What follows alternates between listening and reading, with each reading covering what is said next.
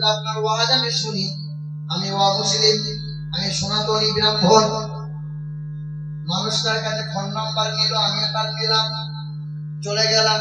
পরের দিন ফোন হলো, মাঝে মধ্যে ফোন হয় আর বলে, হুজুর আপনাদের ইসলাম ধর্মে একটা নিয়ম বড় ভালো, আপনার ধর্মে কেউ যদি মারা যায়, জীবনে নামাজ পড়ে নাই, সমাজের মানুষ তারে কেউ পুড়িয়ে দেয় না, জীবনে কোনোদিন সে পূজা রাখে নাই, সমাজের মানুষ তারে জানাজা না পড়িয়ে ছাড়ো করে পুজো দেয় না।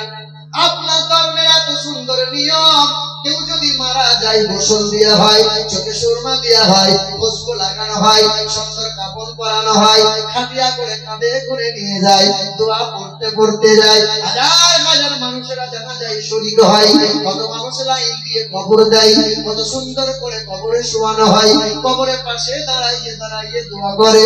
হুজুর আমার ধর্মের নিয়ম, আমার এক 12 বছরের ছেলে ঝড় হলো, করোনার নাম করে ছেলে মারা গেল, ওই ছেলে সকালে চিতায় নিয়ে যাওয়া হলো, ব্রাহ্মণকে ভাড়া করে ডাকা হলো, ওই ব্রাহ্মণ পোড়ানোর আগে ছেলের কানে কানে একটা মন্ত্র বলল, ওই মন্ত্রে আল্লাহ নবীর নাম বলল। সেই দিন থেকে মনে মনে চিন্তা হলো, এই মন্ত্রে আল্লাহ নবীর নাম কেন বলল?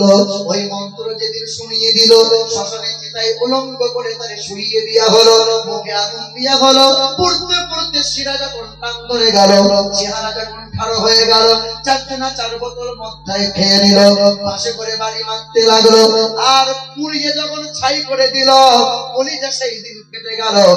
আমার মনে মনে হলো, কারো মনে দয়া হয় না, কারো মনে মায়া হয় না, এত সুন্দর চেহারার কেউ মূল্যায়ন দেয় না। আপনার ধর্মের নিয়ম কত ভালো, কত সুন্দর। ওই মানুষটা আমাকে নিমন্ত্রণ করলো, তার বাড়িতে হাজির হলাম। ওই মানুষটা বলতেছিল, জানেন হুজুর, আমার ধর্মে যখন আমার কোন সন্তানকে পুরানো হয়, বামুন তার কানে কানে নবীর নাম আল্লাহর নাম শোনাই। ওই দিন প্রশ্ন করেছিলাম, মরা মানুষের কানে কানে আল্লাহ নবীর নাম কেন শোনানো হয়? ওই দিন ব্রাহ্মণটা বলেছিল, এই মন্ত্রে লেখা আছে অন্তহি মন্ত্র, লেখা আছে উত্তরায়ণ বেদ অন্তহি ৫ম পরিচ্ছেদে, মন্ত্রটা মোটা করে লেখা আছে, ভদার ইন্দ্র ভদার ইন্দ্র মহাশরীন্দ্রাম ইয়া দেবী সর্বভূতে শান্তি রূপে ওং নমস্তুতে সেই নমঃ নমোহা লা ইলাহা ভরতি পাপম ইল্লু ইলাহা পরমপদম জন্ম বৈকুণ্ঠ পরমাপ ইনন্দিত জপি নামে মুহাম্মাদা। আল্লাহর নবীর নাম বলতে হয়, আল্লাহর নাম বলতে হয়। ওই দিন থেকে আমার মনে মনে বড় চিন্তা হয়, আল্লাহ নবীর নামে তো কিছু আছে, বেদে লেখা আছে, মাম্মাদা বাতিতা বিবাদা ক্রান্তে প্রকৃতিতা বিরসালাম। গৌতম বুদ্ধকে প্রশ্ন করা হয়েছিল, ও গুরুজি গৌতম বুদ্ধ, আপনি যদি মারা যান ধর্মগুরু বলে মানব কারে? গৌতম বুদ্ধ বলেছিল, পৃথিবীর জমিনে যে নামের প্রথম অক্ষর হবে ম, নাম হবে তার মৈত্র, তিনি হবেন রাশংসা, তিনি হবেন মুহাম্মদুর রাসূলুল্লাহ। আগে মক্কার নাম মক্কা ছিল না, নাম ছিল বাক্কা, নবীর নাম হলো মুহাম্মদ। আল্লাহ পাক মক্কার নাম রেখে দিল মক্কা। আর মদিনার নাম আগে মদিনা ছিল না, নাম ছিল ইয়াসরিব। নাম তার ম দিয়ে মদিনা হয়ে গেল, ম দিয়ে মসজিদ হলো, তো ম দিয়ে মাদ্রাসা হলো, ম দিয়ে মক্তব হলো, ম দিয়ে মাজার হলো, ম দিয়ে মিনার হলো, ম দিয়ে মাওলানা, তো ম দিয়ে মুফতি মুহাদ্দিস হলো।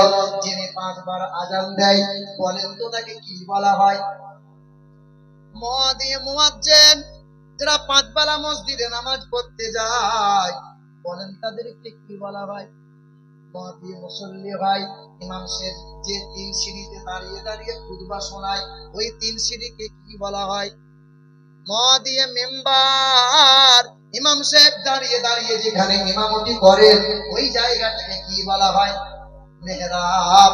ওই ম দিয়ে ভাই মেহরাব, ম দিয়ে ভাই মুসাল্লা, ম দিয়ে ভাই মুসলমান, ম দিয়ে ভাই মুমিন, ম দিয়ে ভাই মাগফিরাত, ম দিয়ে ভাই মাওলা, ম দিয়ে ভাই মুহাম্মদুর রাসূলুল্লাহ, ম দিয়ে ভাই মা।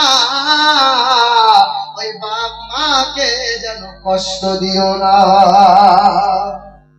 ভাইরা আমার, বেদের পাতায় লেখা আছে, আম সন্তা সরতি শতপতি মারলেহে সুন্দরাম মঙ্গলাম নরসংসা, সত্য প্রিয় সত্যবাদী নরসংসা হবেন তিনি, তিনি হবেন জগৎগুরু কল্যাণকর্তা নবী মুহাম্মদ রাসূলুল্লাহ।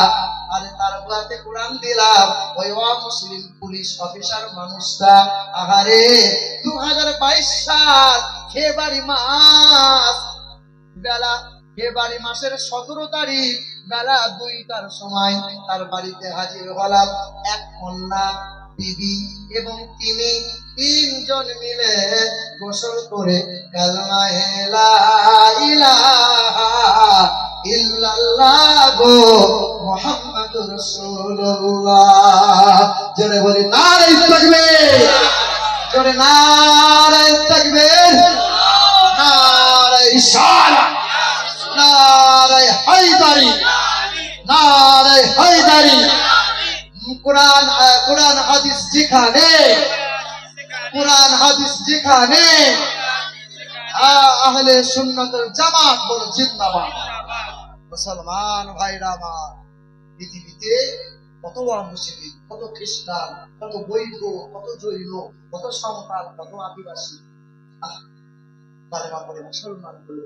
বা ছোট্ট একটা কথা আপনাদের বলবো, আমার তো টাইম হয়ে গেছে, কিন্তু আপনারা কেউ ওঠেন না, তো ওঠে না তো আমার তো মুশকিল বেড়ে যাচ্ছে না। 2-4টে লোক উঠবেন তবেই তো মজলিসটা একদম ভাঙতে পারবো। রাতও গভীর হয়েছে, 2টা পার হয়ে গেল।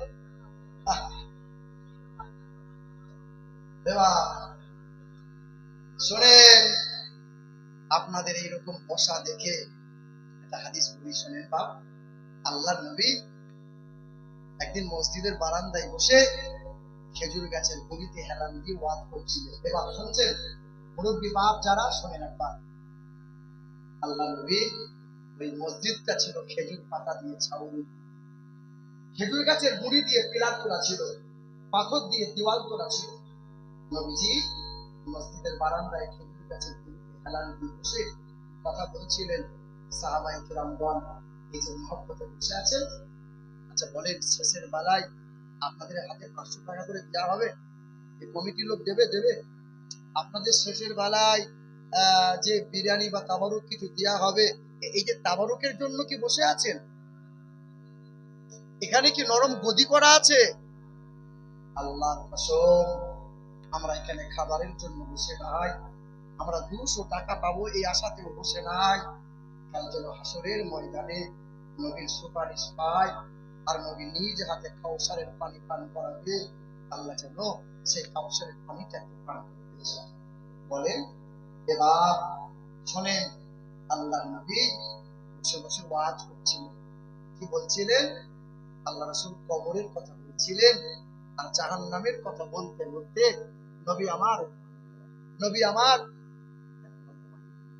নবী আমার বারবার একটা কথা বলছিলেন, যে আমার সাহাবারা, তোমরা তো চলে যাবে, আমার উম্মতি যখন আমি নবীকে পাবে না, আমি নবীকে যখন আর দেখার সুযোগ তাদের হবে না, আমার সেই উম্মতির কি হবে? আমার উম্মতির কি হবে? নবী বারবার একটা কথা বলছিলেন, এই যে আপনাদের কথা, আমাদের কথা নবী বলছিলেন, আল্লাহুম্মা ফিরলি উম্মতি উম্মতি, আল্লাহ আমার এই উম্মতগুলোকে মাফ করে দাও। আল্লাহ আমার এই উম্মতগুলো বড়ই দুর্বল, আমার উম্মতগুলোকে জাহান্নামে যেন ফেলে দিও না। আল্লাহ, বাচ্চা যেমন মায়ের কাছে আবদার করে, তখন আল্লাহর কাছে ওই আবদার করছিলেন, আল্লাহ আমার এই উম্মতগুলো ঠিক মতো নামাজ পড়তে পারে না, আমার এই উম্মতগুলো ঠিক মতো ইবাদত করতে পারে না, আল্লাহ আমার এই উম্মতগুলোকে যেন জাহান্নামে ফেলে দিও না, আমার এই উম্মত জাহান্নামের আগুন সহ্য করতে পারবে না। শোনেন, হাদিসটা আপনি একবার শোনেন, কোন নবী পেয়েছি? শুধু নবী নবী করলে তো হবে না বাপ, সেই নবীকে একটু চিনা লাগবে। দেখেন কোন নবী?